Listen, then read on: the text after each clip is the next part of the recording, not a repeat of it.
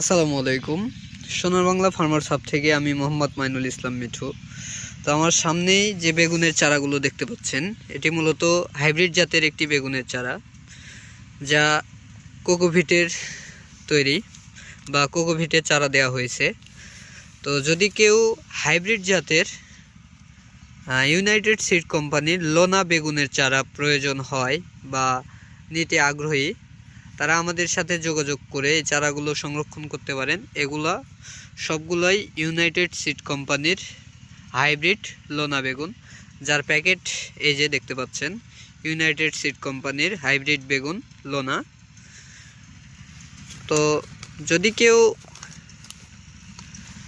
বা যদি কোনো কৃষক লোনা বেগুন খুঁজছেন বা খোঁজ করছেন, পাচ্ছেন না, তারা আমাদের সাথে যোগাযোগ করে এই চারাগুলো সংরক্ষণ করে জমিতে চাষ করতে পারেন। তো এটি দেখতে পাচ্ছেন হাইব্রিড জাতের লোনা বেগুন। তো যদি কারো হাইব্রিড জাতের লোনা বেগুনের চারা প্রয়োজন হয়, তাহলে আমাদের সাথে নিচে দেওয়া নাম্বারে যোগাযোগ করে চারাগুলো সংরক্ষণ করতে পারেন, বা আমাদের এই অফিসিয়াল ফেসবুক পেজে